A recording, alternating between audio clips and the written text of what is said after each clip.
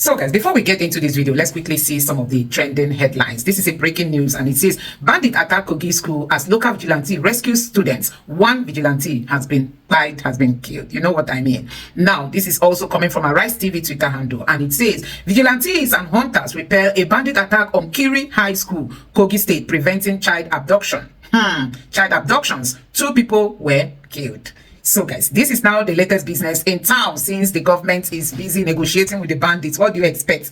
They are now going all over schools to kidnap. And this is now from FCT. Finally, Wike has bowed to these terrorists. And it says the FCTA has directed all public senior secondary schools in Abuja to close by Friday, November 28, due to pressing security concerns. Nigeria has fallen at the hands of these people. The government is not using the military to finish these people. If you have watched the video when they released the kidnapped KB students, they told the KB student, you can see it is not your government that released you. We are the ones releasing you after our peace deal, that they reached a deal.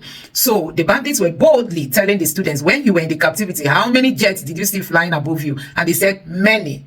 The bandits now told them, you can see nobody can rescue you out of our hand. So guys, now see what is even keeping Nigerians talking. This headline here says, Senate President Godswill Akpabio reads out First Lady Remi Tinubu's invitation to all senators for a sumptuous Asorock dinner this Friday, while we still have nursery school children in the hands of these terrorists in Niger State. You know, the children that the pupils that were kidnapped are still in the den of their captors. Tinubu's wife is inviting senators to come and eat Christmas food. So guys, these people have lost humanity. I mean, they have lost humanity. You must have also heard that one of the parents to the abducted children, you know, from Niger State just died. He has 3 children in the hands of the terrorists. 3 of his children were abducted from the same school. And the man, news just broke that the man died of heart attack. And our senators are going to eat Tinubu's wife's food. So guys, we don't have leaders in this country. And you can see this other headline here says, terrorists mock Tinubu government in video. Insists Kebbi school girls were not rescued but freed after peace deal. Terrorists are laughing at the government that you didn't take them out of our hands. We gave them to you after we reached a peace deal with you, because the government came out to say no ransom was paid. But guess what? These terrorists are already countering that claim that no deal was reached. So guys, this tells you that a whole lot is happening in this country. And this other headline here says, Tinubu's government paid terrorists to release KB kidnapped school girls.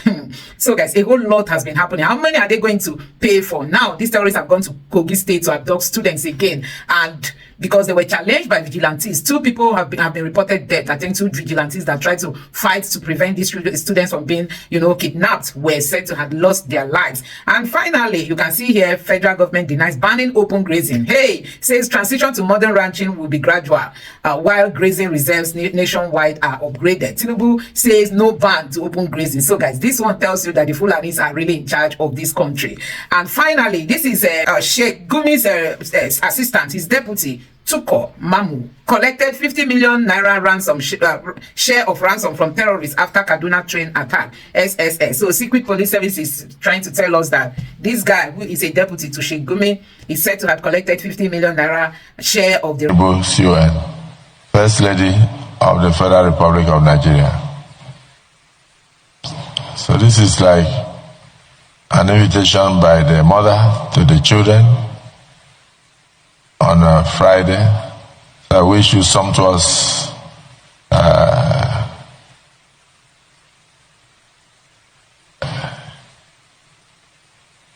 meal and fruitful discussion. So the Wamako, you are looking at me as if you are going to travel, don't you? This is very important. So we all meet there on Friday.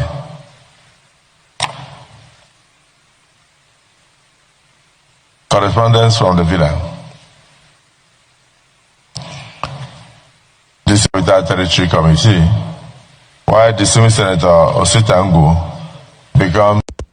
How can we not talk about the fact that Nigeria killed 700 people in 220 days? That's 35 people a day, simply for going to church. 19,000 churches have been destroyed and 10,000 Christian schools have been burned down. Armed groups move from village to village, kidnapping families and forcing them to convert to Islam. Since 2009, 125,000 Christians have been killed, And Nigeria has the fourth largest Christian population in the world. Yet they continue to be targeted. Where are all the activists such Greta Thunberg, who's supposed to speak up for human rights? I guess they don't feel motivated to stand and fight for that cause because it won't bring them headlines. But we won't stay silent. To a place that we love to have you in. Thank you. What do you think is the main reason behind the government's failure to prevent these abductions in particular and worsening insecurity in general? What are the questions that still need answers for you about this?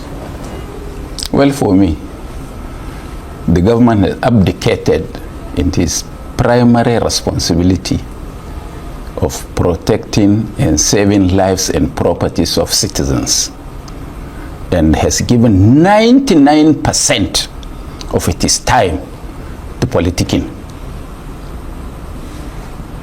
And governance, especially in a country like Nigeria, is a serious business. It is not how to make money, but how much sacrifice would the leaders make on behalf of the people. If you are a Nigerian president or a governor or even chairman of council, you shouldn't have more than 6 hours for leisure. The remaining must be hands on the wheels. That we are not seeing. This government is only concerned about receiving the campees or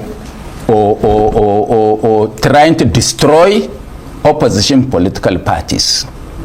And I want to tell them, for the world to know, that it is not in their interest to destroy opposition, because without opposition there is no democracy.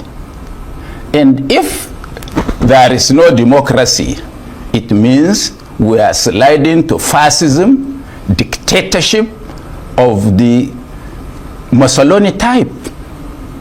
And this is exactly where they are taking us to.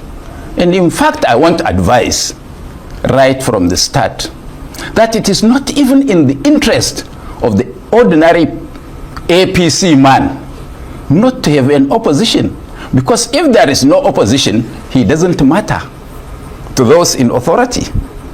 So even the APC people should try to protect opposition so that they become relevant in their own party. Well, what specific actions do you think the APC government should take to address these, for instance, mass abductions of students in Niger State and other parts of the north? Let me tell you, it still boils back to what I have said. Those in authority must put up their thinking cap and do the needful. They have tried this garagara, as I would want to call it. It did not work. So it is now time to use their intellect, use technology, and protect our citizens. I want to tell you something that had happened in China. Some people sat at the airport. When their lounge, when their flight was called, somebody forgot his bag, small bag, and went to board the aircraft. They asked him for his boarding pass. He looked. The small bag was not there. So he rushed and reported. And the police said, don't matter, don't worry, just go. So they put their cameras and discovered who picked that bag containing, in fact, the man is a Cameroonian, containing $11,000. And they followed him, the camera followed him to the aircraft where he boarded and took off. By the time he arrived at the next station, security people were waiting for him at the ladder of the aircraft. And you don't want to be caught by the Chinese police, do you? And they just asked him, hand it over. And the man who left gave them the address where he was going, dropped the address, and in the morning, here was his bag at his...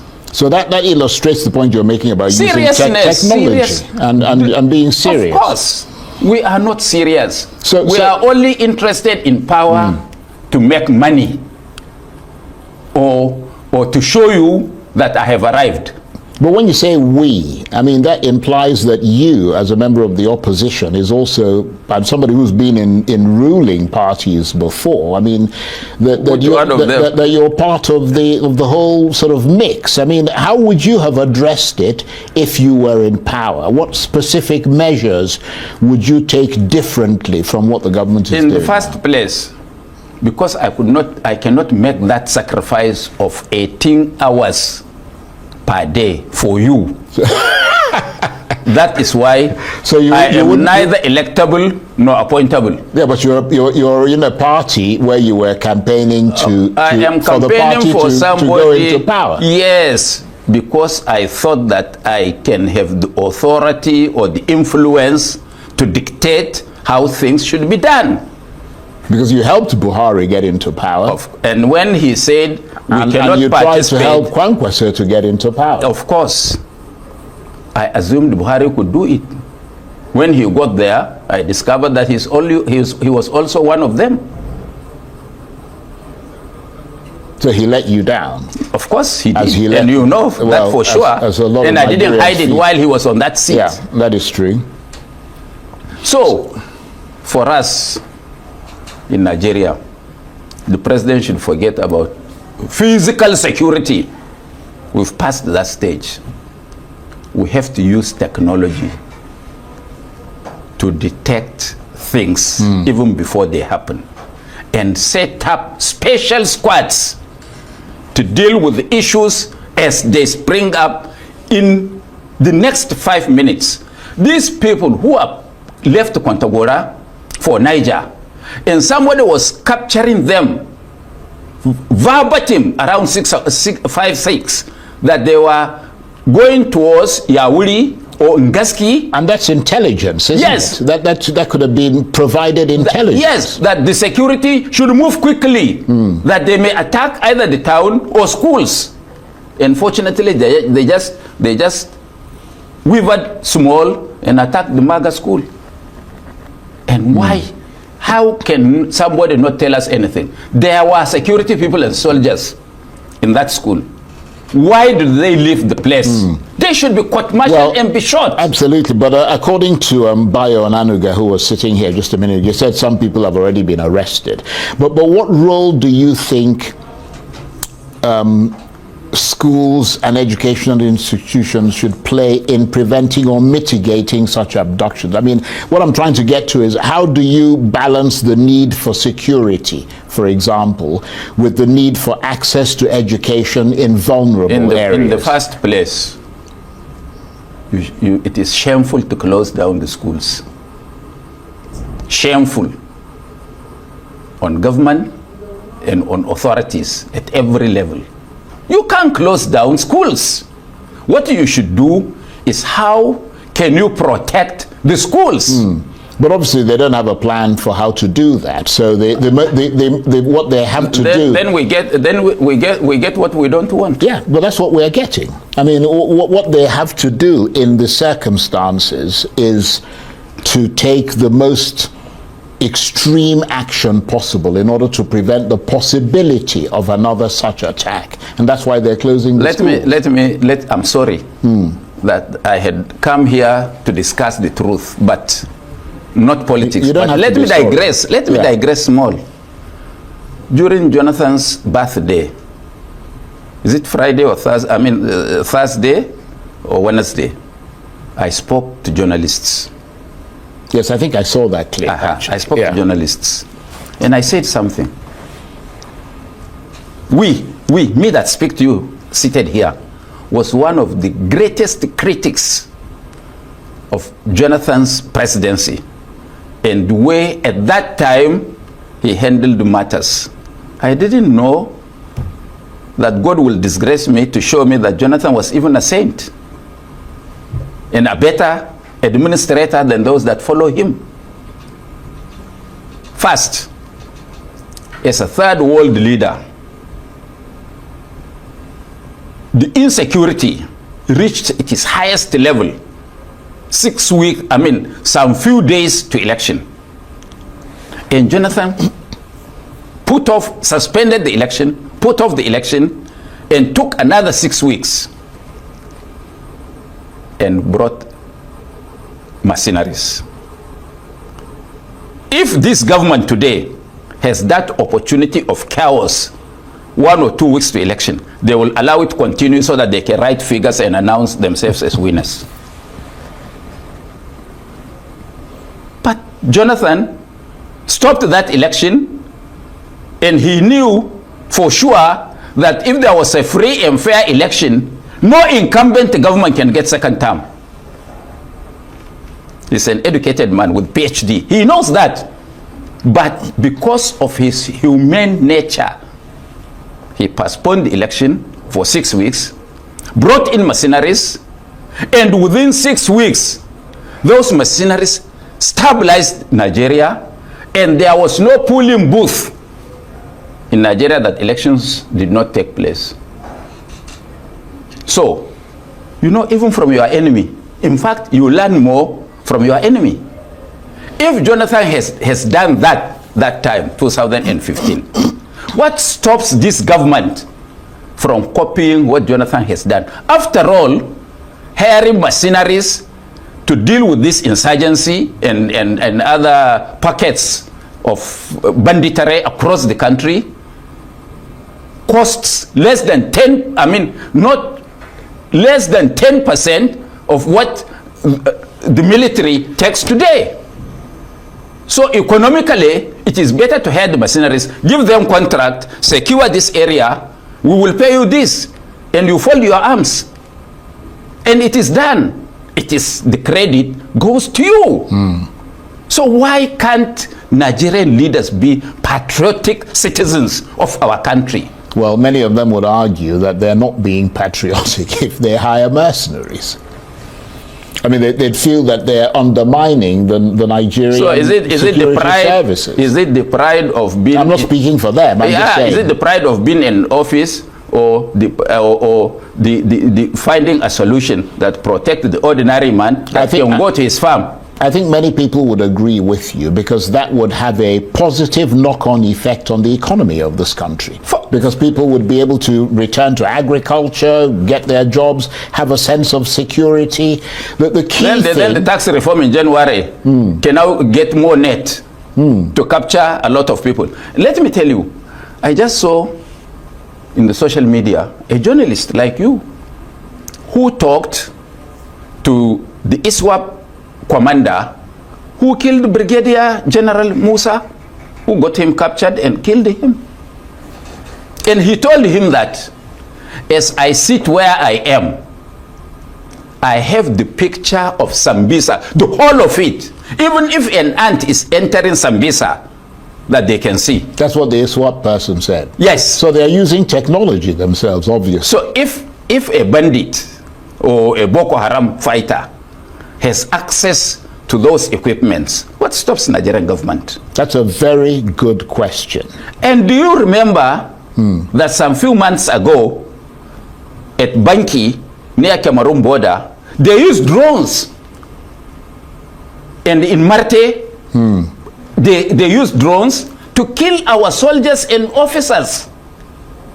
And nobody can tell me that because of collateral damage, the Boko Haram and the whatever, they don't stay with those that they captured. They live a life of their own elsewhere outside, where those captured with their small people guarding them. And the security people know. Look, we have to be serious. We have to put pressure on these elements for them to surrender. Now, you talked about bringing mercenaries into this country. I mean, you're quite comfortable and happy for that to happen. Would you be happy for President Trump to bring his troops into Nigeria and secure those areas? Not for the purposes he's talking about.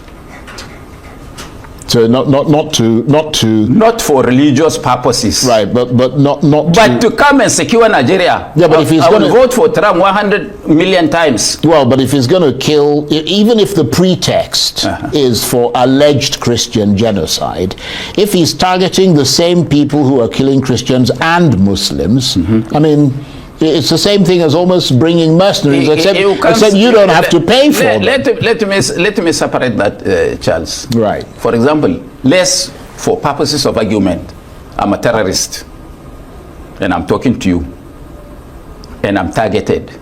Would you escape? How do you mean? I don't understand what you mean. If they just if they target you, yes, target me. Right. Would you escape? Probably not. So the issue is that you know that I belong to the school of Simon Bakwe. You know his thoughts before he died? No, what were his thoughts? Oh, you didn't know? Well, I wasn't inside his head, you are from Southeast. It doesn't matter where I'm from. I don't know what his thought. I mean, he had a lot of thoughts. Which ones he had one which is very prominent. Right. So which is that he would wish the British will come and colonize Nigeria. At least we can have peace and we can have sanity. We re-establish a system. Now, your children and mine, what do they know as good? What is bad now is their new whatever, because they don't know anything good. So what are we breeding? So guys, I'm quickly going to take you through some of the reactions coming from Nigerians after these bad guys tried to kidnap more people, more students from Kogi State. Kogi State is one of those states under Buhari. They were just like, answering Buhari sir for everything. When Buhari said he needed a place for the Fulanis, guess what? Yaya Bello was one of the governors who said, oh, Fulanis are welcome. Fulanis are welcome. Now, they are dealing with them. Many of them have been given traditional title and all that in Kogi State. But guess what? It's still not, there's nothing you do for them that is enough, as in to show them that you have embraced them. Because these people are not Nigerian. They invaded Nigeria. Now, they even want to be more Nigerian than the real Nigerian. Now, let me take you through some of the reactions, This person said, what does this resident reporting that a Hausa man also lost his life mean in the report? An Hausa man also lost his life. I don't know where that is coming from, that an Hausa man also lost his life. Anyway, these are just reactions. That vigilante killed is a hero. Well, the Nigerian government should do something about Nigerian insecurity. It is like this is going to be the new norm. All bandits are trying to outdo each other this period. Your senators will be with their mother in Asorock Villa on Friday to eat ogbono and egusi soup, according to Una Senate President. Reno will soon accuse Peter Obi of being responsible. And Yaya Bello, they dance every day for TikTok. Can you imagine Yaya Bello on TikTok? Kanu talk about this. Bo, look at us now. We still don't know our fate. Don't worry, our president will call them to release them. We should continue to pamper them. And this person here said, why can't they kill the bandits as well? They deserve to die. Okay, why can't they kill the bandit as well? They deserve to die. A sovereign nation under attack. Can you imagine? These are reactions from Nigeria. They've declared war on Nigeria. So the target is now schools. Very soft target. Sad. Hey, God. Children in Nigeria can no longer go to school under Tinubu's government. It don't happen again. This thing is slowly becoming a norm. Keep on negotiating. I hope some of these morons are also killed. So guys, the Tinubu's government came out to say the US is overpainting it. Now, these bandits are on the loose. Police very useless. Can you imagine in a school, these bandits will strike?